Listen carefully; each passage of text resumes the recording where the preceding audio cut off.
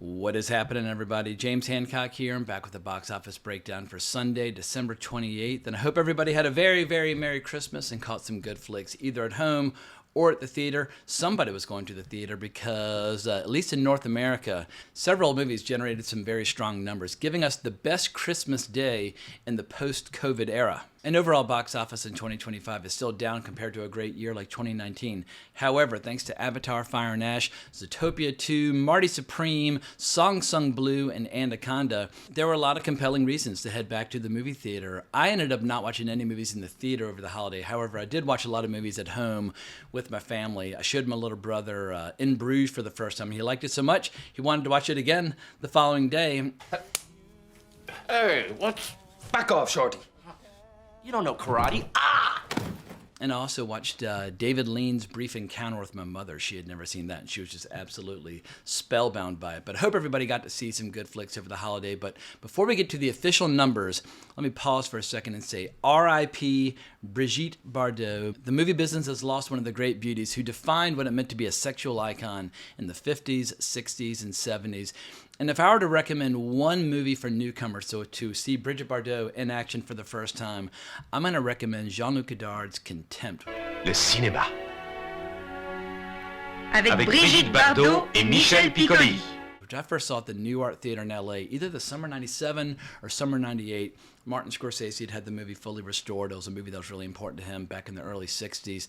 And I think it's still the best movie ever made with the behind-the-scenes look at the movie business, where you basically have Fritz Lang trying to make a new adaptation of the Odyssey, and everything starts to go wrong behind the scenes. But yeah, if you want to see one of the quintessential films from the French New Wave, aka the Nouvelle Vague, one that perfectly showcases the talents of Brigitte Bardot, I'm going to recommend Contempt, aka Les Mépris. But let's get into some specific numbers, because Christmas Day in 2025 was actually up 10% over Christmas Day in 2024. It was the best Christmas Day at the box office in the post-COVID era, and a lot of that is thanks to Marty Supreme, which gave A24 their second biggest opening weekend ever behind Civil War. It grossed $27 million across 4 days, $17.5 million across 3 days. And that's actually a little bit stronger than A Complete Unknown, which came out at the same time last year, which proves once again Timothée Chalamet is obviously one of the biggest and brightest of the young movie stars out there. He just turned 30 years old, but I define a movie star with very simple terms.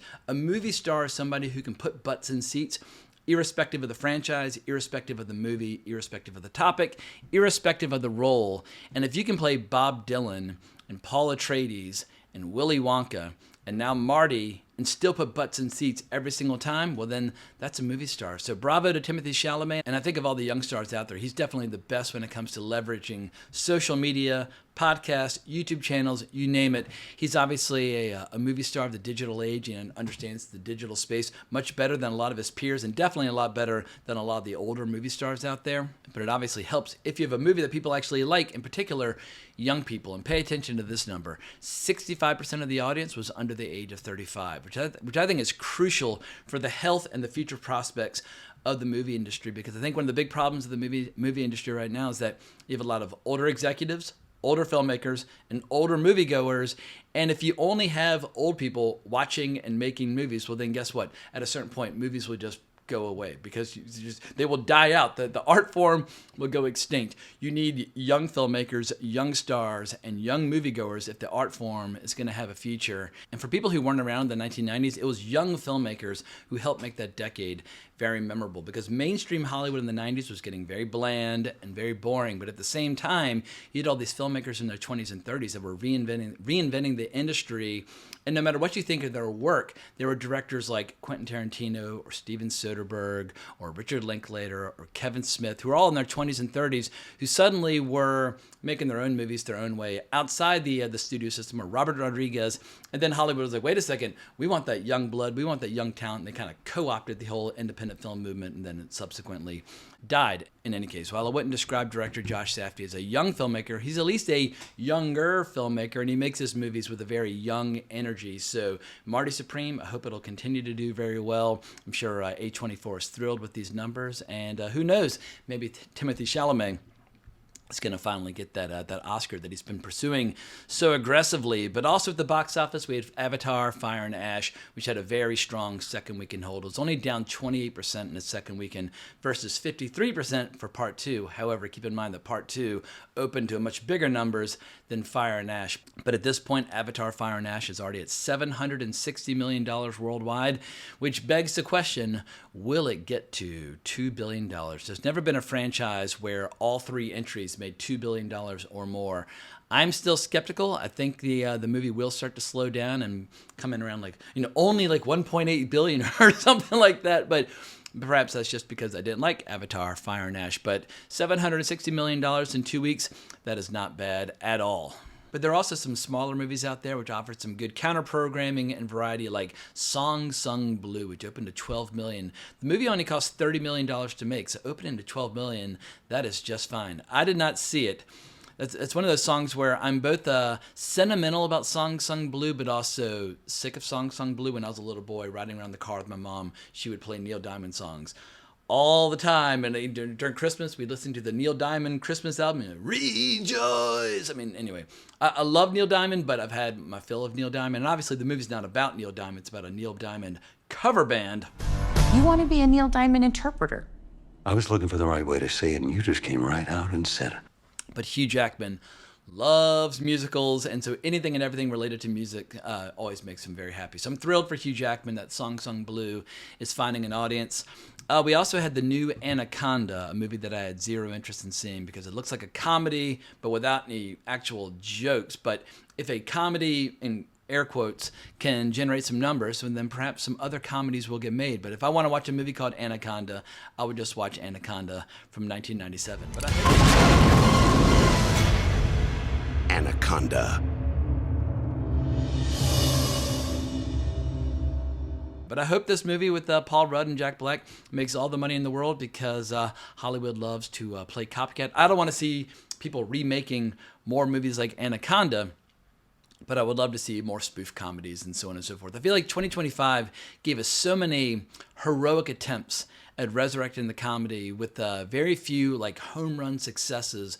But between Fuck 'Em All and Naked Gun and now Anaconda and Friendship and Splitsville, there are a lot of people out there come on, let's resurrect the comedy. So who knows, maybe in 2026 we'll get some full-blown home run comedy success stories. But the big question is, how will the total domestic box office of 2025 compare to 2024? We might have to wait another week or two to get the official number, but 2024 came in around $8.7 billion. Hollywood likes to be around $9 billion. Obviously, they would love to get back to $10 billion, which they used to back in the 20-teens. But for the last few weeks, it's been a bit of a photo finish where it looked like 2025 might be a few percentage points ahead of 2024, but it all hinges upon the performance of Avatar and Marty Supreme and Zootopia 2 and all these movies. So for the official numbers, let's head over to Variety, where Rebecca Rubin has us covered with an article titled Box Office, Avatar 3 adds $88 million over Christmas weekend. Marty Supreme scores A24's second biggest debut with $27 million. James Cameron's sci-fi threequel, Avatar Fire and Ash, remained comfortably atop the domestic box office over the Christmas stretch. Meanwhile, a trio of new holiday releases, A24's sports dramedy Marty Supreme, The Focus Features musical tearjerker Song Sung Blue, and Sony's action comedy Anaconda, helped keep the multiplexes bustling. But they weren't enough to fend off the Disney animated sequel Zootopia 2, which returned to number 2 in its fifth weekend of release.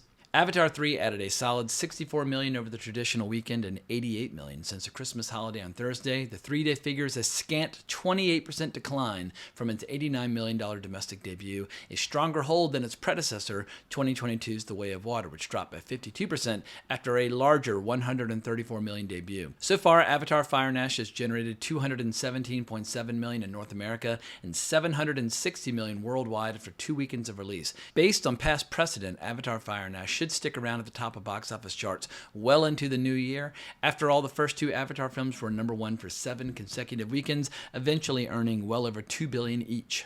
Marty Supreme enjoyed the best debut among newcomers in third place with $17.4 million from 2,600 theaters over the weekend and $27.1 million through the 4-day holiday frame. Domestic ticket sales stand at $28.3 million after a weekend and limited release. The 3-day figure marks the second biggest opening weekend to date for A24, the beloved indie behind Everything Everywhere All at Once, Hereditary, and Lady Bird. Alex Garland's Civil War remains the studio's best debut with $25 million over the traditional 3-day weekend. For Marty Supreme, the stellar start can be attributed to director Josh Safdie for making a movie that's resonating with audiences, as well as star Timothée Chalamet, who plays a fictional tennis table champ and has been a one-man marketing machine going to great lengths and heights to get the word out about the original film. A24 spent roughly $70 million to produce Marty Supreme, which is expected to remain a box office draw due to positive reviews and great word of mouth. Moviegoers, roughly 65% of whom were 35 or younger, gave the R-rated film a B+ grade on CinemaScore exit polls. That's a far better reception than the C+ grade that was bestowed upon Safdie's prior film, The Deeply Unsettling Uncut Gems. Holy moly, I had no idea that Uncut Gems got a C+ grade. I loved Uncut Gems and saw it several times. I thought it was a thrilling movie. But let me pause for a moment and just talk about Marty Supreme, because I feel like A24 right now, somehow they're very successfully managing to survive in the most dangerous space in all of filmmaking. Usually, if you want to survive in filmmaking, make $200 million movies based on pre-existing IP, something bland and boring and PG-13 for the whole family, or make a very, very small movie for a couple million and hope that it takes off like a rocket. But original movies not based on pre-existing ideas in that $70 to $80 million budget range, that is by far the most dangerous terrain to explore in all of filmmaking. And A24 is like, you know what? Everybody get out of the way. We are going to find a way to make it work. It's incredibly dangerous, but I'm thrilled to see that at least in the short term, people are showing up for Marty Supreme, because if people show up for Marty Supreme, guess what? A24 will roll the dice again with more bets and more gambles of a similar nature, where they find a dynamic younger director, give them $70 or $80 million, and tell them to build something from scratch. Because I was talking earlier about how we need young filmmakers and young stars and young moviegoers. We also need new ideas, new stories. We can't just keep remaking fucking Predator and Alien and Marvel movies until the end of time. But getting back to the article, sports dramas are not big movies to begin with, but the right cast can elevate them, says David A. Gross, who runs the movie consulting firm Franchise Entertainment Research. He's referring to films like F1, the movie starring Brad Pitt, and Air, led by Ben Affleck and Matt Damon. Timothée Chalamet is making that kind of difference. Anaconda landed at number 5 with $14.6 million over the weekend and $23.7 million since Christmas, a $45 million budgeted meta reboot. Anaconda stars Jack Black and Paul Rudd as best friends who travel to the jungle to pursue their childhood dream of remaking their all-time favorite movie, 1997's Anaconda. The project starts to unravel when life imitates art and a real anaconda begins hunting them down. Critics and audiences were mixed on Anaconda, which has a 51% Rotten Tomatoes average and B grade on CinemaScore. Song Sung Blue opened in 8th place with $7.6 million over the weekend and $12 million through the 4-day holiday frame. Craig Brewer directed the $30 million budgeted movie featuring Hugh Jackman and Kate Hudson in the true story of two down-on-their-luck musicians who form a Neil Diamond tribute band.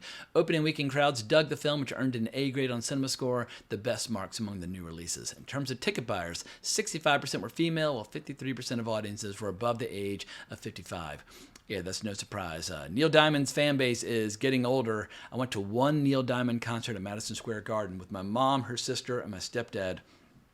They lost their fucking minds. Like, they're drunk and walking around with their shoes off and acting like they were 20 years old again. But Neil Diamond, to his credit, he was I think 80 at the time. I've never seen somebody that old try so hard to deliver a great show. Nothing but he was totally invested, just not phoning in anything. I was blown away by his energy and his intensity. But getting back to the article, this is a crowd pleaser and word of mouth should build among older moviegoers who take their time getting to the cinema, Gross says. Meanwhile, Disney's animated juggernaut Zootopia 2 outpaced the newcomers with $20 million over the weekend and $25.2 million since Christmas on Thursday. Since its debut and Thanksgiving, the PG film has generated $320 million domestically and $1.42 billion globally, making Zootopia 2 the highest grossing Hollywood release of the year. Another holdover, Lionsgate's psychological thriller, The Housemaid, notched the number 4 spot with $15.4 million over the weekend and $18.9 million through the 4-day holiday period. The film, starring Sydney Sweeney and Amanda Seyfried, has earned an impressive $46.6 million domestically and $64.9 million worldwide to date. So overall, there's plenty of good news in that report, but the big question is, what's going to get people excited in January? January historically is a very quiet time for the movie biz, but let's have a quick look at the calendar. On TV, there's some interesting options like Primal Season 3, as well as A Night of the Seven Kingdoms. There's some interesting Japanese animation coming to both like platforms like Crunchyroll as well as the theater. We have a new Lupin the Third movie. We have something called Sentenced to be Hero, which is coming out in a couple days. Gus Van Sant has a new movie, Dead Man's Wire, coming out not this coming week, but the following week. Probably the biggest release in January is going to be 28 Years Later, The Bone Temple, which is coming out in a couple weeks. And there's a new Sam Raimi movie about Rachel McAdams trying to kill her boss on a deserted island. It looks mixed at best, but who knows? Maybe I'll force myself to go see it. But, Starfleet Academy. Holy moly, that's coming out in January.